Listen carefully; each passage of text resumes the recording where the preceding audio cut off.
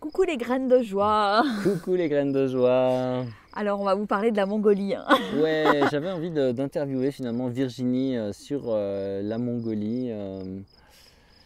Voilà, parce que je me dis c'est sympa, mais en fait, pourquoi tu as choisi la Mongolie? Qu'est-ce qui t'attire Virginie dans la Mongolie là? Qu'est-ce qui a fait que tu as choisi ça plutôt que Bali ou plutôt que d'autres destinations?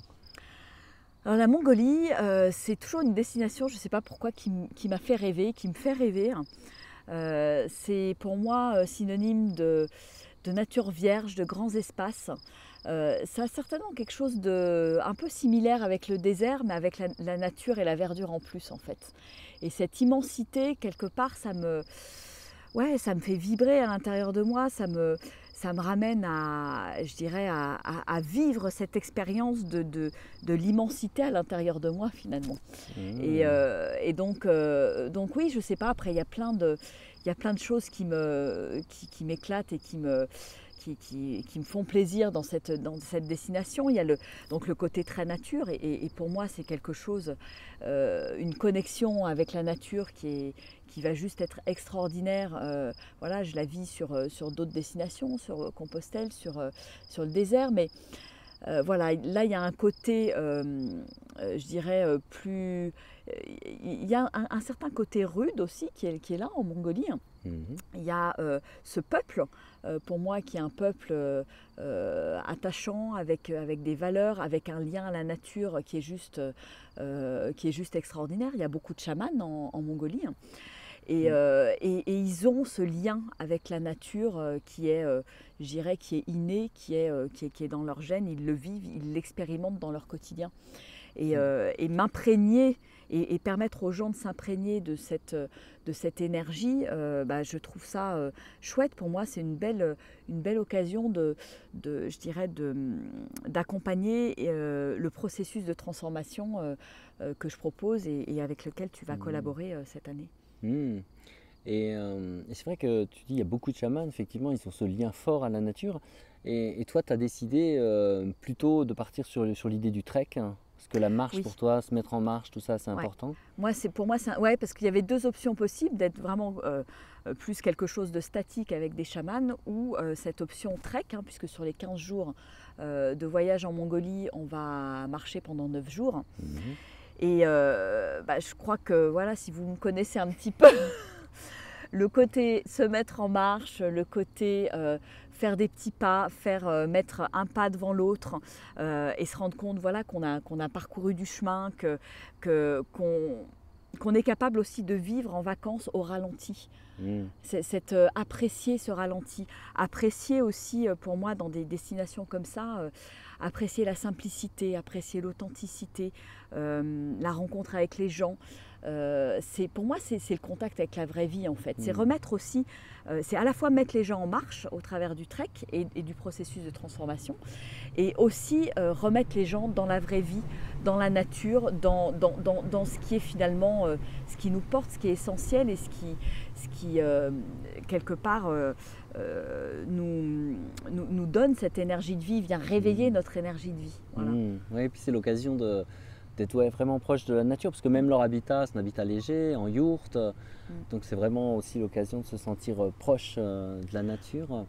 Et puis en plus, On va être en osmose avec la nature. Donc, comme tu dis, il y a les yourtes. Il y a certaines nuits, on va même mettre sous tente dans des paysages juste extraordinaires voilà, où il n'y aura que nous. Et moi, je ressens cette osmose en fait avec la nature. Cette osmose.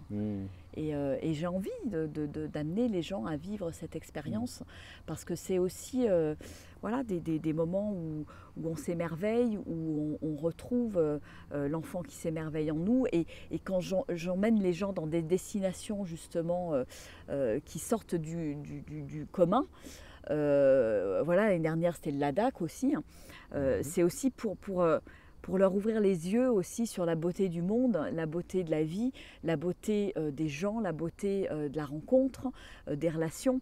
Et en fait, il y a tout ça dans le voyage. Et c'est pour ça que j'aime le voyage, c'est pour ça que je propose des voyages. Parce que voilà, ils viennent appuyer le processus de transformation. Et puis j'ai entendu dire que tu viendrais non seulement avec ton violon, mais ta guitare ce coup-ci, parce que parce qu'on va avoir les moyens de les transporter puisqu'on y va. Ouais, ça va être génial de pouvoir partager ça aussi le soir au coin du feu, certainement. Parce que la musique, c'est beaucoup, ouais, c'est très fort pour moi, à la fois dans le violon, qui est voilà, où j'ai découvert l'improvisation il y a quelques mois, et qui me permet de transmettre la vibration du cœur et d'ouvrir les cœurs, en fait. C'est ce que je me suis rendu compte. Et voilà, j'ai déjà, t'as entendu, hein, joué aussi du violon dans le désert, en Thaïlande, et dans des grands espaces. Et là, ça va être aussi le cas. Et voilà, c'est un peu pour moi, le violon, c'est le chant de mon âme, c'est le chant de l'âme, tout court. Et puis du coup, tu avais fait finalement du violon avec les chameaux dans le désert, tu en as fait avec les éléphants en Thaïlande. Ça sera avec les chevaux en Mongolie, voilà. Donc voilà, ça promet des beaux moments de partage. Et puis la guitare aussi, parce que pour moi, le son, le chant, c'est quelque chose... Là aussi, c'est une énergie, c'est une fréquence. Et on se laisse facilement toucher par la musique, par le chant, par la vibration, en fait. Et pour moi, ça vient apporter un plus, parce que ça vient certainement m'ouvrir à ma vulnérabilité, à mes émotions. Ça me permet de lâcher des choses, de décristalliser des choses, en fait. Puis la guitare, c'est l'occasion de partager, parce que tu aimes bien tout ce qui est bhajan, des chansons voilà, qui sont chantables, où on peut participer finalement. Donc c'est aussi l'occasion puis le côté, il y a le côté rigolo, chant, partage, etc. Il peut y avoir aussi le côté méditatif. Voilà, il y a pas mal de mantras que je chante à la guitare et que j'ai vraiment plaisir à partager. Ça peut être très calme, très méditatif, comme très joyeux, très entraînant. Et pour moi, ça fait partie de la musique de la vie aussi. Puis ça va être l'occasion de rencontrer une autre culture aussi, je me dis. Sûrement que voilà, la culture musicale, ce qui est bien, c'est que la musique, ça a quelque chose qui transcende les cultures finalement. Donc c'est aussi un moyen de rentrer en lien avec. Ouais, je crois que la musique ouvre les cœurs et permet de créer le lien aussi avec les populations locales. Parce que chaque tradition a sa musique et ça permet de partager, et ça permet, même quand on ne parle pas la même langue, la musique permet toujours un échange. Et oui, certainement, je pense que ça ouvre encore d'autres choses, en fait, d'autres espaces.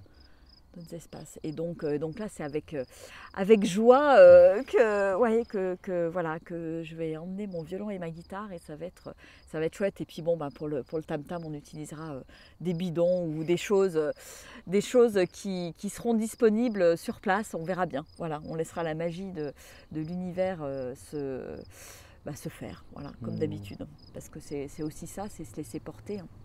C'est porté aussi par la musique de la vie, par le flot de la vie et par le groupe qui va se former pour venir en Mongolie. Bon. Merci Virginie. Je crois si tout ça vous donne envie, vous fait frémir et vous fait vibrer, contactez-moi rapidement. Je vous envoie la brochure complète pour avoir tous les détails pratiques et concrets. Et puis au plaisir de vous retrouver, de vous accompagner et de collaborer avec Armelle pendant ce voyage qui va être hors du commun et juste extraordinaire. Voilà, on vous embrasse bien fort. Ciao, ciao, au revoir.